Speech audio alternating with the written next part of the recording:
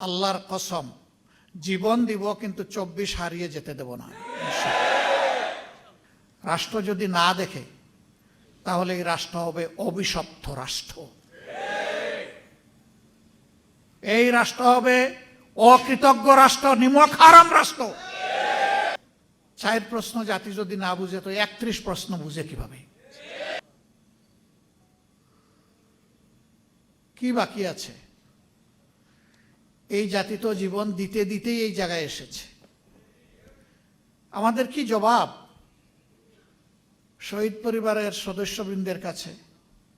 কি জবাব এখনো ভাঙ্গা পা হাত নিয়ে, বুকে মাথায় পিঠে গুলি নিয়ে যারা এখনো প্রতি রাত ঘুমাতে পারে না, কাতরায়, কষ্টে, যন্ত্রণায়, কোনো কাজ করতে পারে না, তারা যুবক যুবতী হয়ে গেছে এখন পঙ্গু, তাদের কাছে আমাদের কি জবাব?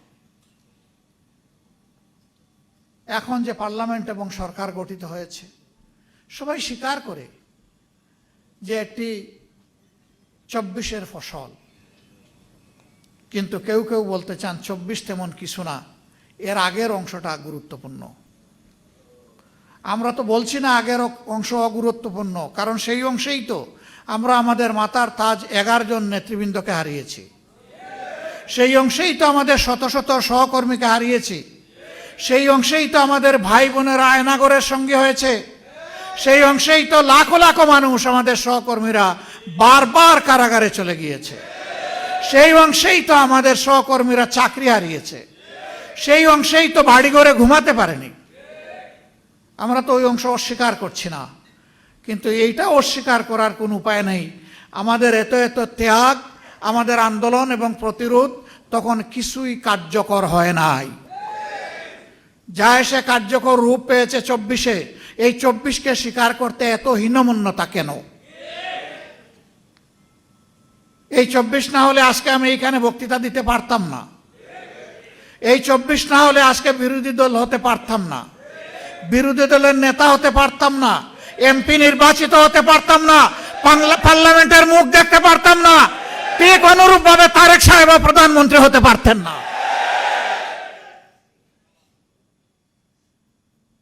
আর যে সমস্ত মন্ত্রীরা আজে বাজে কথা বলে, কেউ তো সংসদের ভিতরেই বলে ফেলে, আর কেউ টক শোতে গিয়ে বলে, দায়িত্ব জ্ঞানহীন কথা বলে, দেশ বিরোধী কথা বলে, আমরা যখন সংসদে এই বিষয়গুলো তুলে আনি তখন বলা হয় এগুলা সংসদের বাইরের ব্যাপার।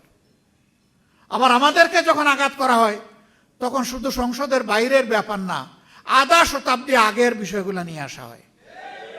চিংড়ি মাছের জীবন, লাফ দিলে পিছনের দিকে যায়, সামনে রাস্তা খুঁজে পায় না, এই জাতি আগাবে কিভাবে? আমরা সবসময় বলে আসি যে আসেন সামনাটা দেখি, এগিয়ে যাই, যেই অঙ্গীকার নিয়ে 24 হয়েছে সেই অঙ্গীকার বাস্তবায়ন করি, বড় কিছু নয়। এই যুবকেরা চেয়েছিল একটা বৈষম্যহীন সমাজ, চেয়েছিল সকলের অধিকার নিশ্চিত হোক, তারা চেয়েছিল বাংলাদেশ থেকে দুর্নীতি দূর হোক, তারা চেয়েছিল চাঁদাবাজদের কবলে পড়ে জাতির যে জেরবার অবস্থা এখান থেকে জাতি মুক্তি পাক, তারা চেয়েছিল আদালতে গেলে মানুষ যেন ন্যায় বিচারটা পায়। এই তো এতটুকু। তারা তো কারো কাছে ভিক্ষা চায়নি, তারা বলেছে আমাদের যোগ্যতা অনুযায়ী আমাদের হাতে কাজ তুলে দিতে হবে। আজকে অনেক বড় বড় কথা আমরা শুনছি বিভিন্ন দিক থেকে, কিন্তু কাজের বেলায় আমরা এটা খুঁজে পাই না। আপনারা নিশ্চয়ই সংসদ দেখেন, আমি বিশ্বাস করি এই কারণে দেখেন যে এই সংসদকে আপনার মজলুমের সংসদ মনে করেন। সেই মজলুম এমপিরা ওখানে গিয়ে জনগণের জন্য কি বলে এইটা আপনারা আগ্রহ করে শুনতে চান, দেখতে চান, আপনারা মূল্যায়ন করবেন আপনাদের বিবেকের পর্দায়। এ গভীর বিশ্বাস আমাদের আছে। জুলাইয়ের সবচেয়ে বড় দাবি ছিল ফ্যাসিবাদ যাতে বাংলাদেশে আর ফিরে না আসে, এই জন্য সংস্কার সাধন করা, একটা নতুন বাংলাদেশ গড়ে তোলা, অতীতের পচা রাজনীতিকে বিদায় জানানো, নতুন রাজনীতিকে আলিঙ্গন করা, মানুষকে আশাবাদী করে তোলা। এই জন্যই হয়েছিল গণভোট। সেই গণভোটের ব্যাপারে বলা হয় এটা তো সংবিধানে নাই, বলা হয় এই 4 প্রশ্ন এত জটিল, আমি বুঝতে লাগে 4 ঘন্টা, জনগণ কিভাবে ভোট দিল? কেন? এই 4 প্রশ্ন তো 17 দিন আগে থেকে প্রচার করা হয়েছে, সকল মিডিয়া খুলাসা করা হয়েছে, গোপন রাখা হয়নি। আপনারা বুঝাতে চান যে জ্ঞান বুদ্ধি শুধু আপনাদের আছে, এই দেশের 18 কোটি মানুষের নাই? তা তো মানুষকে আপনারা অপমান করছেন। আমি মূর্খ হতে পারি, কিন্তু আমার জাতি তো মূর্খ, আমি কথা বলতে পারি না।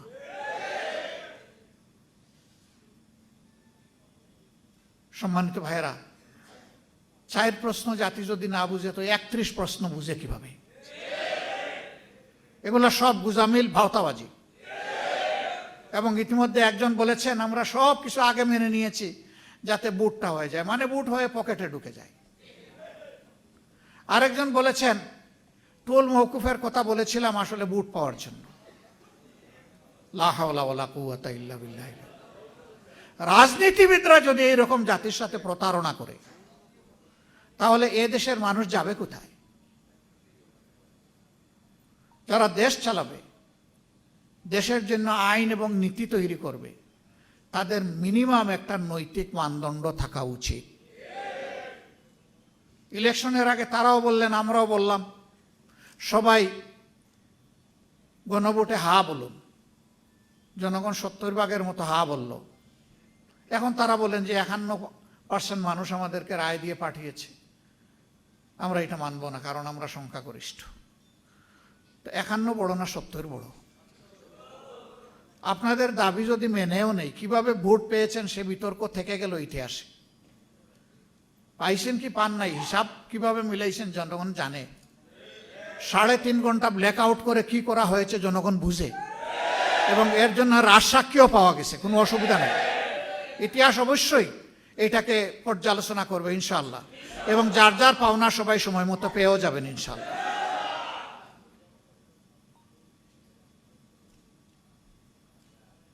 এবং 70% মানুষের রায়কে অগ্রাহ্য করে এখন আমাদেরকেও বলা হচ্ছে আপনারাও আসেন, এই অগ্রাহ্যের মিছিলে আপনারাও শরীক হয়ে যান। সংসদে আমাদেরকে অনেক সংবিধান শেখানো হয়, অবৈতনিক কিছু শিক্ষক আছেন,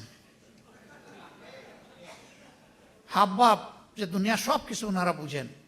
তা আমি একটু জিজ্ঞেস করতে চাই, সংবিধান সংশোধন কমিটি নামে কোনো কমিটি কোনো বিধিতে কোনো সংবিধানে আছে কিনা?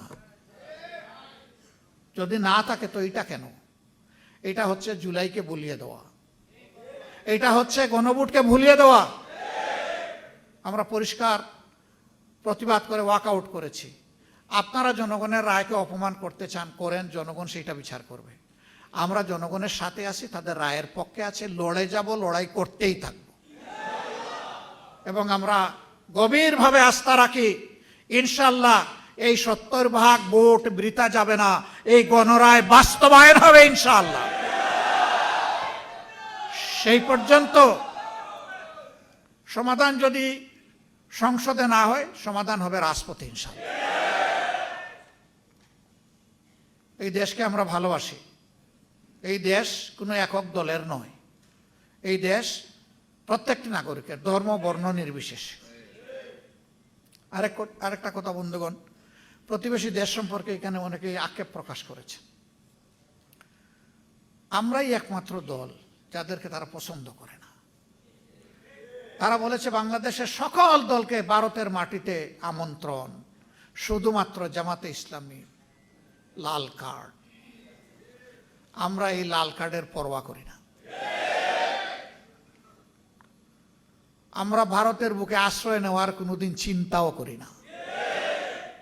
এই দেশ আমাদের দেশ, আমাদের আশ্রয়ের জায়গা 18 কোটি মানুষের অন্তর ইনশাআল্লাহ। আমরা তাদের হৃদয়ে আশ্রয় নিতে চাই এবং আমাদের হৃদয়ে বাংলাদেশকে ধারণ করতে চাই। এই জন্য বরাবর বলেছি আমাদের কোনো পিসি খালার দেশ নাই, আমাদের দেশ বাংলাদেশ। এই স্লোগান অনেকেই দেন কিন্তু বাস্তবে প্রমাণ দিতে পারেন না। আলহামদুলিল্লাহ আমাদের নেতৃবৃন্দ জীবন দিয়ে ফাঁসির তক্তার উপর দাঁড়িয়ে প্রমাণ করেছেন বাংলাদেশই আমাদের ঠিকানা। আমরা সেই নেতৃবৃন্দের রেখে যাওয়া আমানতের সম্মান রক্ষা করব ইনশাআল্লাহ। ভারত আমাদের প্রতিবেশী, তাদের সাথে আমরা সৎ প্রতিবেশীর আচরণ করতে চাই এবং তারাও আমাদের সাথে সৎ প্রতিবেশীর আচরণ করছে ওটাও দেখতে চাই। এর ভিন্ন কোনো সম্পর্ক কারোর সাথেই আমাদের থাকবে না। আমাদের পররাষ্ট্রনীতি স্বাধীন, এ দেশ তার পররাষ্ট্রনীতি কারো ডিকটেশনে চলুক এটা আমরা চাই না। এটা জনগণের অভিপ্রায়ে চলবে ইনশাআল্লাহ।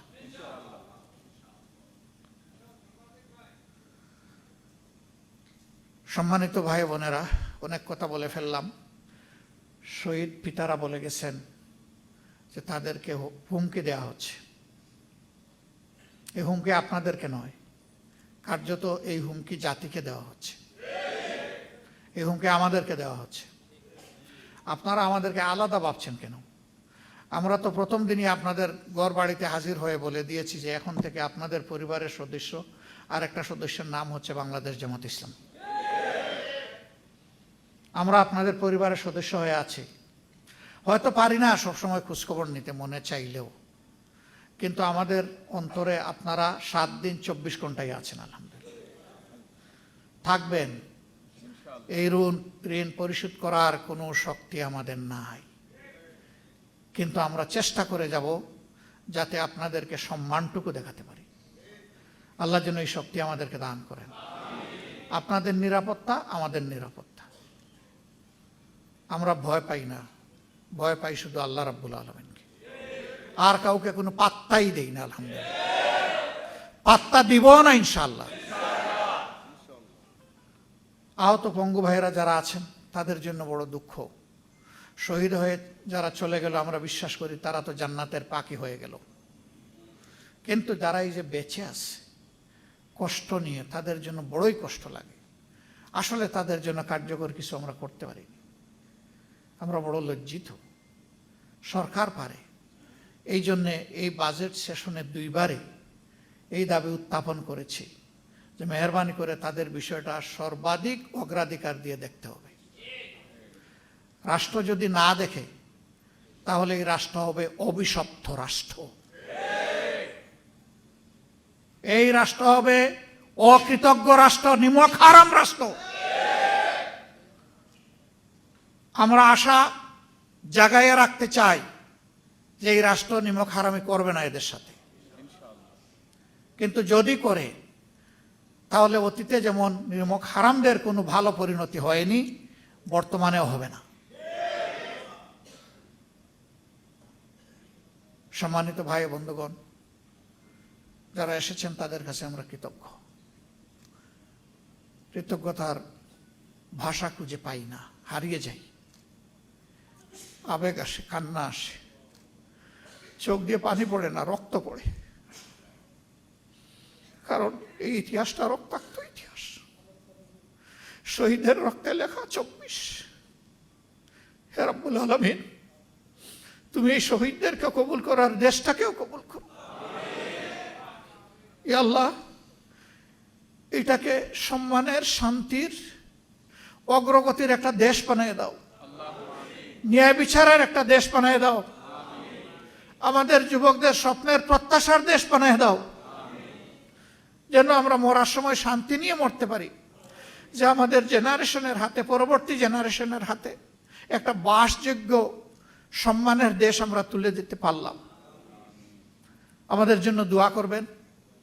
আমরা ইনশাআল্লাহ জীবন থাকতে কোনো অন্যায়ের কাছে মাথা নত করব না, সে যত বড় শক্তি হোক।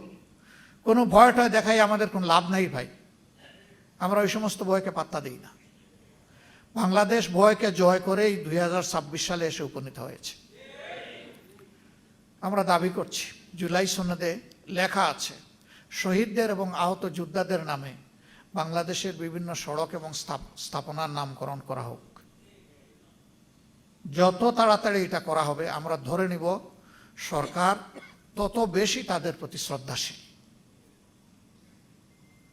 আমরা সেই দাবি আজকে পাবলিক স্পেস থেকে রেখে গেলাম, সংসদে বলেছি, বলতে থাকবো। দাবিগুলা ন্যায্য দাবিগুলা অর্জন না হওয়া পর্যন্ত সংসদের ভিতরে আমাদের লড়াই চলবে ইনশাআল্লাহ। আপনাদেরকে সাথে থাকতে বলছি না, আমরা আপনাদের সাথে আছি ইনশাআল্লাহ। আমরা আপনাদের সাথে ছিলাম, আছি। আল্লাহ যতদিন বাঁচায় রাখবেন থাকবো, ইনশাআল্লাহ থাকবো, ইনশাআল্লাহ থাকবো।